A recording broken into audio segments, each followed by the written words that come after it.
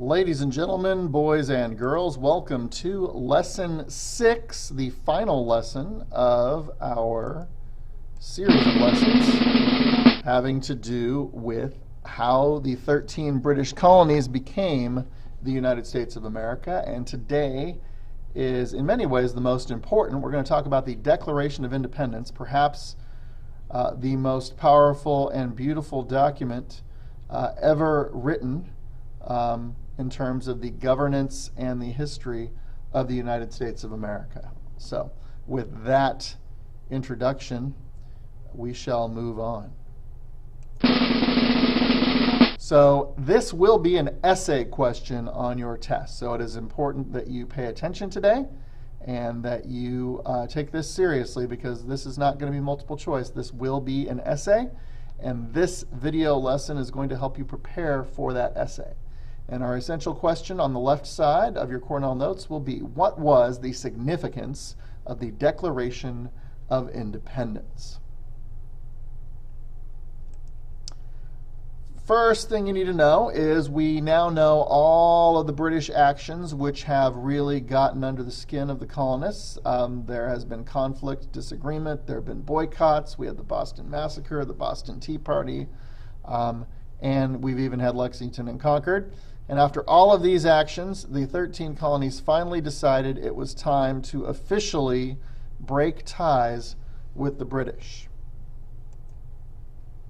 So the Continental Congress, and this will be the Second Continental Congress, asked Thomas Jefferson to draft a declaration stating that America was an independent country. We were no longer going to be colonies. We were going to be our own country. We were not going to be loyal to Great Britain anymore, and we were going to do our own thing. There were three main parts to the document, and you're going to need to know about each of these three parts as you explain it in your essay. The first part explained why the colonies felt they needed to write the Declaration. So basically, the first part of the Declaration says, this is why we are writing to you. And it's a very long explanation, but it's also a very inspiring explanation. The second part is the more laborious part of the document. It is a very, very, very, very long list of crimes that the colonists believed the king and the British had committed against them. And that list of crimes was basically the justification for writing the document. And then finally, the Declaration itself. Now that we've told you why we're writing this, now that we've listed the reasons why we feel it's necessary, the coup de grace, the final step. Why are we declaring independence? Now we are actually declaring independence. We are breaking up with you. This is why we are breaking up with you. We are in this together. We will fight for this. You cannot change our minds. I kind of like to call the Declaration of Independence a giant breakup letter, because I find that middle school students and some of them can relate to that. So the notes are going to remain on the screen, and I am going to play the History Channel video giving you a summary of the Declaration of Independence. And then, because this is so important, on the next slide, you are going to see a dramatic reading of the entire Declaration. So stay tuned for that. The notes will stay on the screen. Here we go with the video.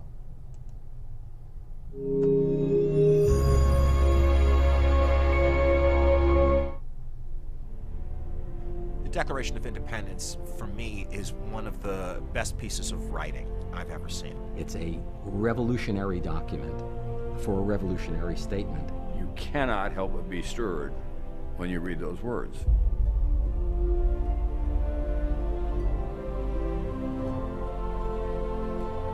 Thomas Jefferson's writing is absolutely magnificent. And when he wrote, "We hold these truths to be self-evident, that all men are created equal." That was the first time anybody had bothered to write that down. And then you turn the clock back and think of when he was writing, how young he was, what a statement it was given the history of the world at that point. And you feel the excitement of being on the cusp of something so profound that it's hard to put it into words. If you review our Declaration of Independence, it has those beautiful words about all men are created equal and governments are formed among men to represent the people. It was a good statement of what we were all about. And that's the only thing people remember about the Declaration of Independence, that it was about all men are created equal. But it's really roughly a 28-count indictment against King George. And therefore, because of the way in which the British Crown treated us, we now declare that we are a free country, and we want to let you know why. Now, if we're going to have a war, we're going to have a war.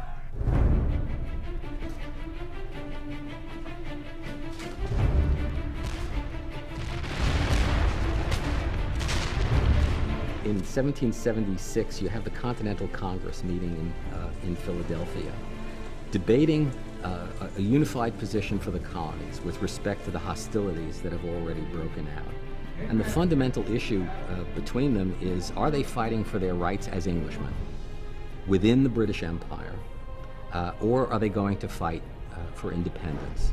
And they're seriously divided. People who are perfectly willing to resist the tyranny of the British government are not necessarily willing to strike for independence. But there's a groundswell in favor of it, I think, in large measure because they recognize that having provoked the lion this far, there's no going back. All of a sudden you have this group of people who are going, no, we're not part of some great chain of being with the king at the top of it.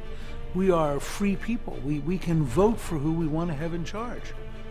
And we're not going to tolerate you telling us that we have some class status we have to be trapped in. It says, we are endowed by our Creator with certain inalienable rights, meaning that Parliament in London, the King himself, the courts cannot interfere and take away your rights because the state can't take power from us.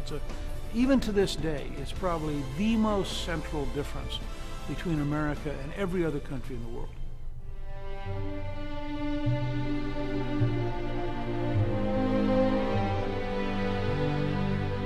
It goes well beyond what was needed in order to declare independence. It establishes a philosophical basis for a civil democracy in which all persons are guaranteed rights by virtue of their personhood. This political genius, not just in Jefferson, but in Adams and all the other people who collected here, they saw a new time for humankind, which is that we can be free and that we can make decisions for ourselves.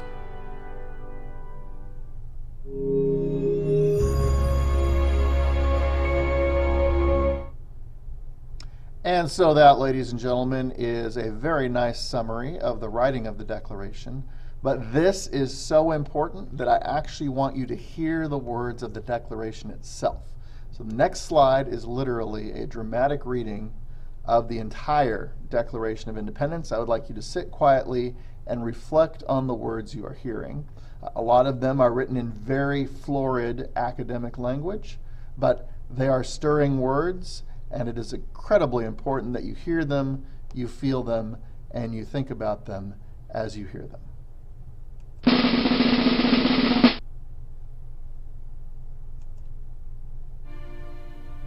When, in the course of human events, it becomes necessary for one people to dissolve the political bands which have connected them with another, and to assume among the powers of the earth the separate and equal station to which the laws of nature and of nature's God entitled them.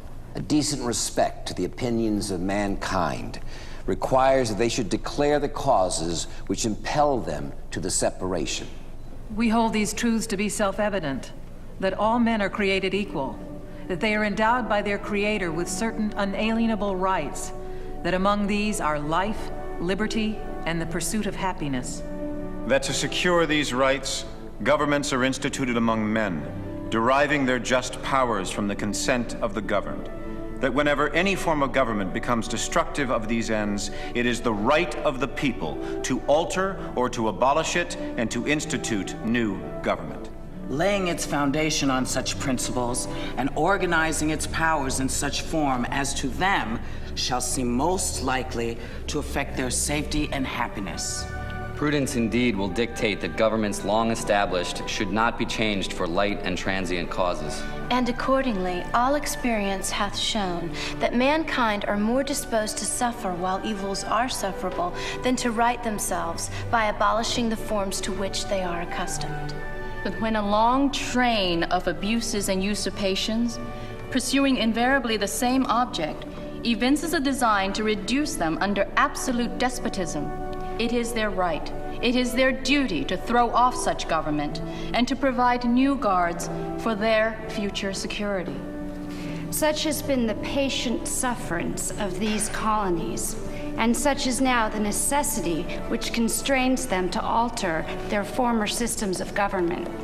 The history of the present King of Great Britain is a history of repeated injuries and usurpations, all having in direct object the establishment of an absolute tyranny over these states. To prove this, let facts be submitted to a candid world. He has refused his assent to laws the most wholesome and necessary for the public good. He has forbidden his governors to pass laws of immediate and pressing importance, unless suspended in their operation till his assent should be obtained. And when so suspended, he has utterly neglected to attend to them. He has refused to pass other laws for the accommodation of large districts of people unless those people would relinquish the right of representation in the legislature, a right inestimable to them and formidable only to tyrants. He has called together legislative bodies at places unusual, uncomfortable, and distant from the depository of their public records for the sole purpose of fatiguing them into compliance with his measures. He has dissolved representative houses repeatedly for opposing with manly firmness his invasions on the rights of the people. He has refused for a long time after such dissolutions to cause others to be elected, whereby the legislative powers, incapable of annihilation, have returned to the people at large for their exercise, the state remaining in the meantime exposed to all the dangers of invasion from without and convulsions within. He has endeavored to prevent the population of these states, for that purpose obstructing the laws for naturalization of foreigners, refusing to pass others to encourage their migrations hither, and raising the conditions of new appropriations of lands. He has obstructed the administration of justice by refusing his assent to laws for establishing judiciary powers. He has made judges dependent on his will alone for the tenure of their offices and the amount and payment of their salaries. He has erected a multitude of new offices and sent hither swarms of officers to harass our people and eat out their substance. He has kept among us in times of peace standing armies without the consent of our legislatures. He has affected to render the military independent of and superior to the civil power. He has combined with others to subject us to a jurisdiction foreign to our Constitution and unacknowledged by our laws, giving his assent to their acts of pretended legislation. For quartering large bodies of armed troops among us. For protecting them by a mock trial from punishment for any murders which they should commit on the inhabitants of these states. For cutting off our trade with all parts of the world, for imposing taxes on us without our consent. For depriving us in many cases of the benefits of trial by jury, for transporting us beyond seas to be tried for pretended offenses, for abolishing the free system of English laws in a neighboring province, establishing therein an arbitrary government, and enlarging its boundaries so as to render it at once an example and fit instrument for introducing the same absolute rule into these colonies. For taking away our charters, abolishing our most valuable laws, and altering fundamentally the forms of our governments. For suspending our own legislatures and declaring themselves invested with power to legislate for us in all cases whatsoever. He has abdicated government here by declaring us out of his protection and waging war against us. He has plundered our seas, ravaged our coasts, burnt our towns, and destroyed the lives of our people. He is, at this time, transporting large armies of foreign mercenaries to complete the works of death, desolation, and tyranny, already begun with circumstances of cruelty and perfidy, scarcely paralleled in the most barbarous ages, and totally unworthy of the head of a civilized nation. He has constrained our fellow citizens taken captive on the high seas to bear arms against their country, to become the executioners of their friends and brethren, or to fall themselves by their hands. He has excited domestic insurrections amongst us, and has endeavored to bring on the inhabitants of our frontiers, the merciless Indian savages whose known rule of warfare is an undistinguished destruction of all ages, sexes, and conditions. In every stage of these oppressions, we have petitioned for redress in the most humble terms. Our repeated petitions have been answered only by repeated injury. A prince whose character is thus marked by every act which may define a tyrant is unfit to be the ruler of a free people. Nor have we been wanting in attentions to our British brethren. We have warned them from time to time of attempts by their legislature to extend an unwarrantable jurisdiction over us. We have reminded them of the circumstances of our immigration and settlement here. We have appealed to their native justice and magnanimity. And we have conjured them by the ties of our common kindred to disavow these usurpations which would inevitably interrupt our connections and correspondence. They, too, have been deaf to the voice of justice and of consanguinity. We must, therefore, acquiesce in the necessity which denounces our separation and hold them, as we hold the rest of mankind, enemies in war, in peace, friends. We, therefore, the representatives of the United States of America, in General Congress assembled, appealing to the Supreme Judge of the world for the rectitude of our intentions, do, in the name and by authority of the good people of these colonies, solemnly publish and declare that these united colonies are, and of right, ought to be free and independent states. That they are absolved from all allegiance to the British Crown. And that all political connection between them and the state of Great Britain is and ought to be totally dissolved. And that as free and independent states, they have full power to levy war, conclude peace, contract alliances, establish commerce, and to do all other acts and things which independent states may of right do. And for the support of this declaration, with a firm reliance on the protection of divine providence, we mutually pledge to each other our lives, our fortunes, and our sacred honor.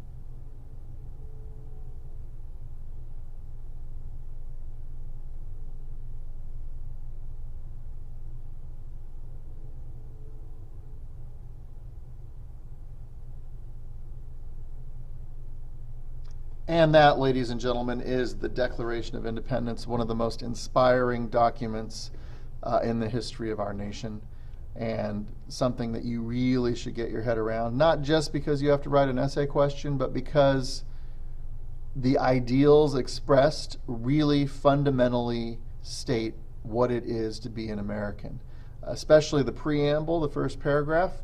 We've spent a lot of our nation's history trying to live up to the lofty ideals expressed therein, and you can decide for yourself how you feel we're doing.